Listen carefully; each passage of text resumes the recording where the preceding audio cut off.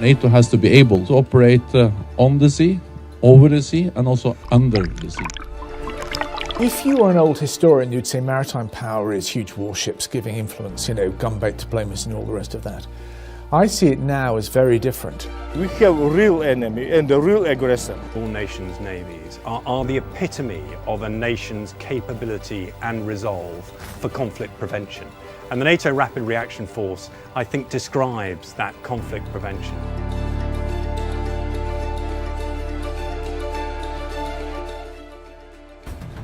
From mine clearance to defence from ballistic missiles, from humanitarian response to counter-piracy, NATO's maritime power provides some of the most mobile and flexible response to crises. Secure seas mean the safe transit of 85% of world goods, from essential fuel to the latest iPhone. Protecting trade, infrastructure and populations requires more than just might. It needs networked information and, most of all, multinational cooperation. NATO's maritime strategy is changing. New maritime Operation Sea Guardian will be a much more flexible way to respond to crises quickly and adapt to meet any new threat. But to understand how it might work in the future, we must first look to the past.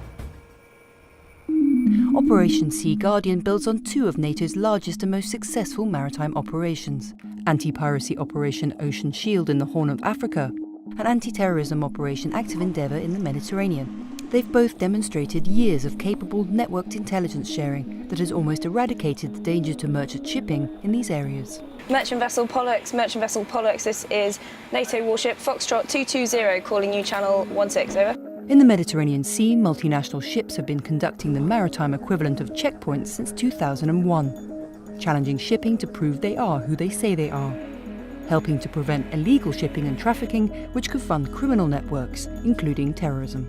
We're part of a task group of 5 or 6 different ships, and we've all been given an area to search and patrol for terrorist activity and any other suspicious goings-on in the area. So we'll close the contact to within 5 nautical miles, and once we have it visually, we can determine how it compares to its AIS status. So if it says it's 150 metres and it's quite clearly 300, we know that there's a discrepancy there. Reporting back to NATO's Maritime Command, the Maritime Operations Centre crunch up to 8,000 signals from ships a day to build up an overview of shipping. Working closely with the NATO Shipping Centre, NATO's global picture is a powerful tool that was called upon in early 2016 when Germany, Greece and Turkey reached out to NATO for help in the migration crisis. The whole region of Mediterranean has changed last year with all the Arab Spring movements, the instability coming from the Middle East. That adds up to several factors contributing to the increased risk in the situation, in the security environment within the Med. NATO can help in a lot of ways, firstly in terms of resources, in terms of bringing ships to the Aegean, and also just having a presence there is in itself a disincentive for smugglers. Supporting the European Union border agency Frontex and Greek and Turkish authorities, NATO helps to build up a picture of what's happening in the Aegean, conducting reconnaissance, monitoring and surveillance of illegal crossings. There has to be real-time information exchange between the two operations, because you have a Frontex operation Poseidon, which is already in place operating in Greek waters. And the big advantage about the NATO operation is that it can operate in Turkish waters, which is something that Frontex can't do. When I see some people who is very desperate and who is in pain, it pains me very much, and also I am very proud of, as a commander of the ship, to support the people and to reduce the number of loss of life at sea. The mission in the Aegean tapped into a long history of NATO maritime expertise of building up what's known as a recognised maritime picture. With so much raw information available, today's networked maritime intelligence represents a quantum leap in surveillance capacity over just a few years ago, meaning that we can compare in real time transmitted data to database information in order to validate names of ships, their registry numbers, cargo, and recent and upcoming ports of call. If you think in the Mediterranean, there are 900 organisations that are building a maritime picture. All of them, for one reason or another, are keeping it to themselves rather than sharing it. Now, if I can get them to share 5% of their information and intelligence, and each one of them does it, and I turn it around and make sense of it using my team here properly, and then sell it back to NATO, NATO will have a massively different picture than they've ever had before. I suddenly start to get a bit of a 360 view that is helpful for everybody. NATO's core maritime strength is divided into 4 multinational standing maritime groups that are ready to respond to any tasking. With years of focus on land-based campaigns, these groups are finding a new lease of life as attention turns back to the seas. NATO, quite frankly, has been focused on Afghanistan, rightly so, for the last decade or so, and we've now got to restore a broader contingent capability within NATO. If the world's attention was focused on operations in Iraq and Afghanistan, what brought it back to the seas? One reason is the annexation of Crimea by Russia that saw an increase of aggressive Russian surface and submarine activity in the Black and Baltic Seas. Another is the ongoing instability in the Middle East and North Africa, which has seen an increase in illegal activity in the Mediterranean. 8 years ago, we allowed the maritime, along with many other parts of NATO, to stultify a little bit, to get a little bit lost in what we were doing. And of course, there was not a threat perceived. And that has changed, sadly, with the world situation. But what we are starting to see is that there needs to be components of the maritime, like land and air, who really can react quite quickly, need to break free of NATO process and procedures to change the way they're doing business. The speed with which NATO maritime forces were deployed to the Aegean is an indicator of how fast future crises could be met, and how mobile maritime forces can be. What people don't realise is for the first time ever, I actually moved 2 task groups. I didn't ask permission. I just moved them so that we were ready to respond if political decision makers needed to go an extra step. It's that readiness to respond through forward deployment of forces that will provide the core of NATO's future maritime strategy. Instead of single mission operations, a flexible force ready for a range of war and peacetime activities. We don't have to look far to find an example. The NATO response force is a multifaceted military force constantly at high readiness. Part of the response force is a maritime component. Warships can travel upwards 360 miles in a day, perhaps more than that. When we're there, we're almost immediately ready if we understand the environment. We're at high readiness, but we draw upon allied nations' ships to respond to a time of crisis, whether it was an Article 5 or other one. So that's what the NATO response force is. In the maritime, it involves ships, it involves aircraft, it involves submarines, it involves the amphibious capabilities, and it works alongside the land and air components. HMS Ocean, a landing platform capable of launching aircraft and troops to support any mission, is the flagship of the NATO response force for 2016. I mean, first and foremost, it's a huge privilege for Ocean, the Royal Navy, to be the flagship for NATO for 2016. It was a vast amount of training last year, and we're at high readiness throughout the year for that. And it means we've got to be ready for whatever may happen. And as you know, the world's an uncertain place at the moment, and we need to be ready to move wherever NATO may want us to go and to take charge of what happens. And that could be anything from a high-end warfighting environment down to disaster relief, humanitarian operations. And part of my job as the commanding officer is to make sure the ship's company are ready to do that. And by that I mean the ability to put armed forces across the beach by a combination of either surface craft or aviation, and we can tailor that exactly on the operation. Amphibious landings, as they're known, are a key part of warfare or humanitarian operations, accessing people in remote and hard-to-reach places. It's something NATO nations and partners train regularly. An amphibious operation can be done in 2 different ways. One via surface or the other via air. If you have more than one ship, even within the United States Navy, the communications just between those 2 ships can be challenging. Now add a different service and then add a 3rd ship. Now add 14 or 15 different countries, and now we're combined. That is itself extremely complex, challenging, but the training we gain by doing this is extremely valuable. Without nation support, there is no NATO. Nations have the ships and personnel that go to make up NATO maritime forces, which helps support their own national interest. One area of interest for the United Kingdom has been the Baltic region. What does NATO offer us? It offers us some really effective high-end warfighting training. It offers us the opportunity to work alongside our NATO allies, who will be the people that we work with in times of tension and war, understand how they work so that we can work more effectively and efficiently together. And it also offers us an opportunity to understand the environment where we're most likely to operate in times of war. 2016 saw an enhanced UK maritime presence in the Baltic. including one frigate to standing NATO Maritime Group 1.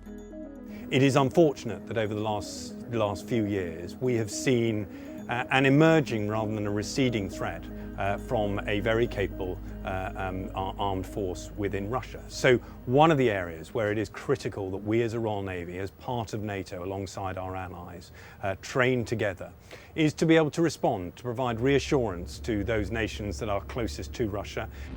With rough waters and unforgiving temperatures, the Baltic Sea is a radically different environment to the balmy waters of the Mediterranean, but it sees almost 10% of the whole world's maritime trade, as well as the site of key infrastructure like undersea electric cables, gas pipelines and fibre optic cables.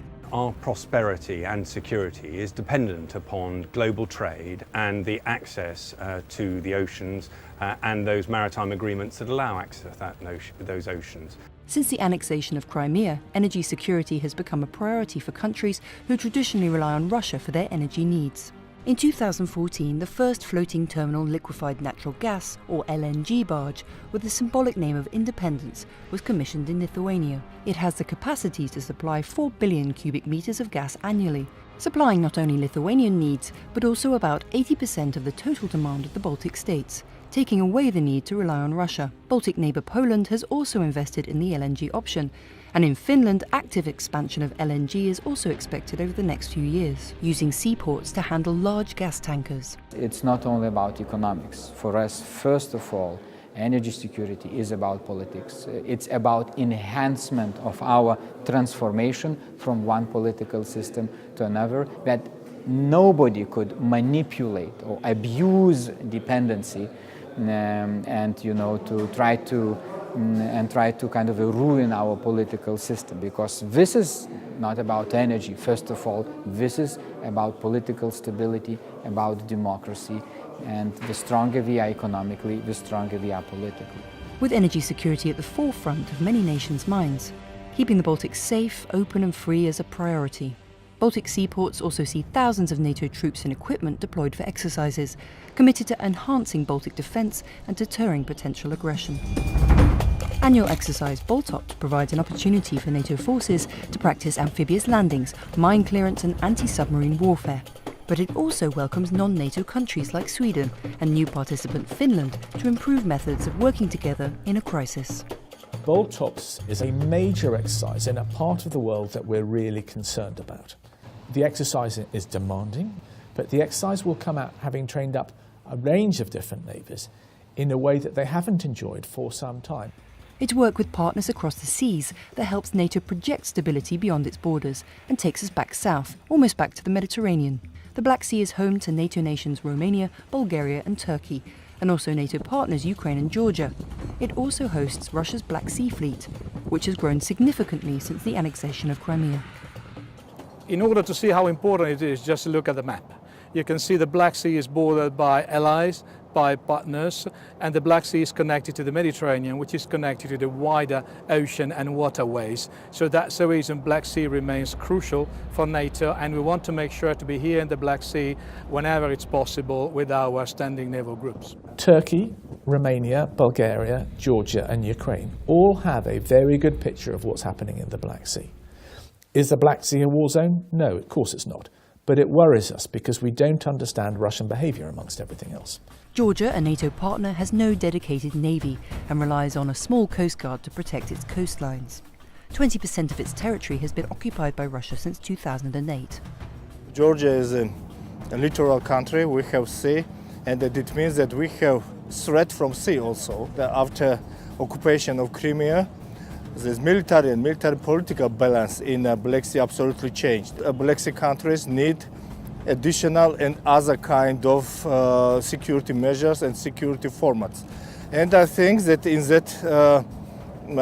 that case, Georgia can play quite significant role for this security format. Part of NATO's assistance package to Georgia is helping to improve their naval defence. Standing maritime groups, including ships from Black Sea neighbours, have started making increased port visits in the area and helping the Georgian Coast Guards improve their patrols. Of course, Russia springs to our own attention because it's a very close neighbour of NATO. It's not the only one. There are many others, above all ranging eastward, if you want. They are all investing heavily into modern and capable maritime assets. One of these threats is the proliferation of ballistic missiles by countries in the southeast. Ships form an essential part of NATO's ballistic missile defence. Here at a demonstration off the coast of Scotland, US Aegis ships intercept a missile tracked by powerful radar mounted on a Dutch ship. The Aegis ships, stationed at Rota, Spain, are capable of being deployed anywhere in the world to counter the threat of missiles being launched from an increasingly unstable Middle East. But NATO's not just a military alliance. It invests in maritime scientific research. At the Centre for Maritime Research and Experimentation in La Spezia, Italy, scientists are testing underwater drones that can map the seabed, helping ships to move freely. They're also developing a network between drones, like a kind of underwater internet, that will allow ships to draw live feeds from the bottom of the sea. Unmanned vehicles, robotics, sensor networks can be applied to deliver new capabilities that were impossible before, or to do traditional missions in ways that are less expensive or less risky. And that's where CMRE plays a role, in our engagement with the research community, in creating platforms which are interoperable, can do different missions, and can communicate even underwater. Maritime commanders are going to have to get smarter and more efficient when it comes to using what they have. Lines are increasingly blurred between military operations outside our borders and national law enforcement operations within. The future for NATO Maritime lies in working together with other organisations, sharing information and being able to deploy rapidly to assist in any crisis.